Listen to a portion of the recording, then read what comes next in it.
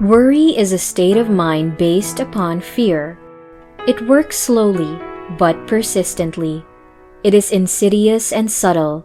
Step by step, it digs itself in until it paralyzes one's reasoning faculty, destroys self-confidence and initiative. Worry is a form of sustained fear caused by indecision. Therefore, it is a state of mind which can be controlled. Napoleon Hill. Worry is like that nagging little voice in our heads, always whispering doubts and fears. It creeps in slowly, like a sneaky intruder, and before we know it, it has set up camp in our minds. We start overthinking, analyzing every possible outcome, and second-guessing ourselves at every turn. What if we fail? What if things don't work out? What if we make the wrong decision? The thing about worry is that it's like a persistent pest, buzzing around, and it can really mess with our ability to think clearly and act confidently. Just like a bad case of hiccups, worry can be annoyingly stubborn, refusing to leave us alone. It lingers and clouds our judgment, making us doubt our abilities and making it harder to take action on our goals. Worry is actually a byproduct of indecision. When we can't make up our minds or are unsure about a situation, worry takes advantage of the uncertainty and takes control. So the key to defeating worry is to tackle indecision head-on. There is nothing that wastes the body like worry, and one who has any faith in God should be ashamed to worry about anything whatsoever. Mahatma Gandhi. Mahatma Gandhi questions us, what good does worry really do? He says that it only takes a toll on our bodies and minds, sapping our energy and stealing precious moments of joy. When we're consumed by worry, it's like our bodies are in a constant state of fight or flight, pumping stress hormones that wreak havoc on our systems. It's like pressing the gas pedal non-stop without ever letting the engine cool down. Gandhi reminds us that if we have faith in a higher power, be it God or any guiding force, why should we burden ourselves with worries? It's like having someone to lean on, knowing that things will work out in the end. So why not let go of the heavy baggage of worry and trust that the universe has our back? The key is to acknowledge those worries and then let them go, like releasing a balloon into the sky. Trust that there's someone bigger at play, guiding us through the ups and downs.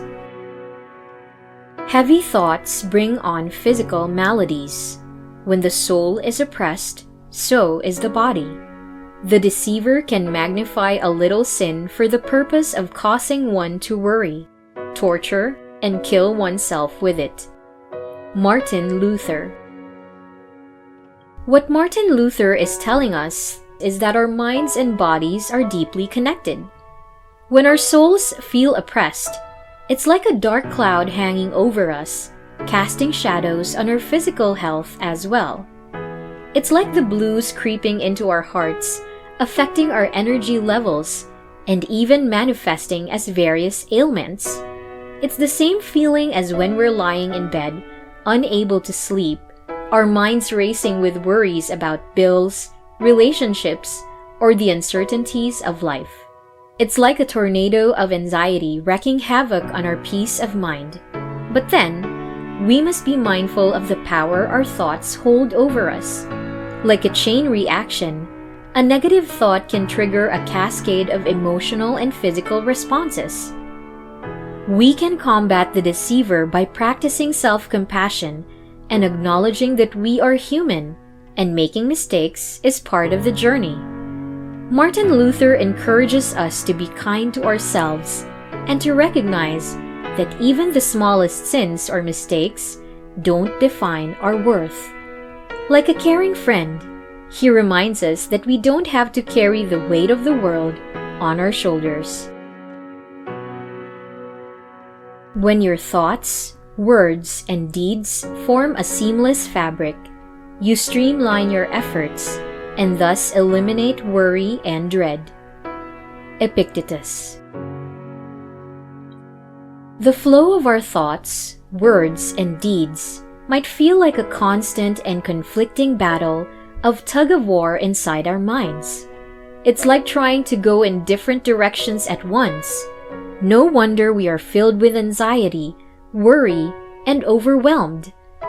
Epictetus challenges us to weave our thoughts, words, and deeds into a seamless fabric, like threads in a tapestry, creating a coherent and purposeful life. When our thoughts, words, and deeds are in sync, we become more efficient and effective in our endeavors.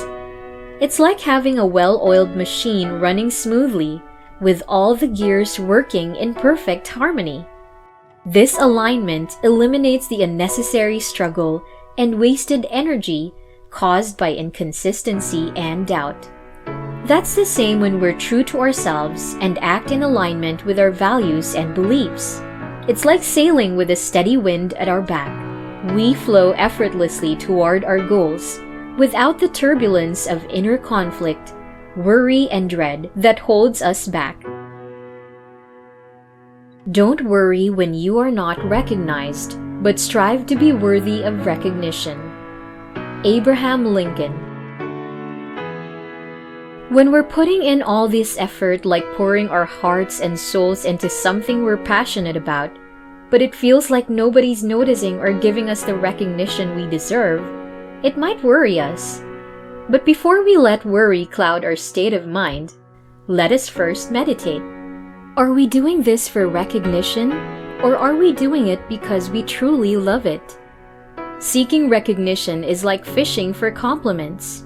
It might feel nice in the moment, but it's not the true measure of our worth. Instead, let's focus on striving the best of our skills, not because we want praise, but because it brings us joy and fulfillment. Relying on people's validation can be a shaky foundation, but when we strive to be genuinely worthy of recognition, we build a strong and confident sense of self. It's the same as when we're cooking a delicious meal. We're not just doing it to impress others with our culinary skills, right?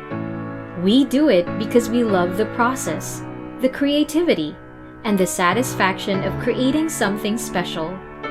Whether it's cooking, painting, writing, or excelling in our careers, it's about finding joy and purpose in what we do, regardless of the accolades. So worry not and focus on the journey, not just the destination. When we genuinely love what we do and put in the effort to be the best we can be, recognition often follows naturally. People can sense authenticity and passion, and that's what draws them in and earns their respect. We shouldn't fret or overthink if the spotlight isn't shining on us just yet. Instead, let's keep shining from within, keep honing our skills, and keep pursuing our passions with all our hearts, even if nobody is clapping for us just yet, but only ourselves. To conclude, may these words be a gentle reminder that we have the strength to rise above our worries and that peace is within our grasp. With that, this is again Powerful Quote. Thank you for watching and see you in the next video.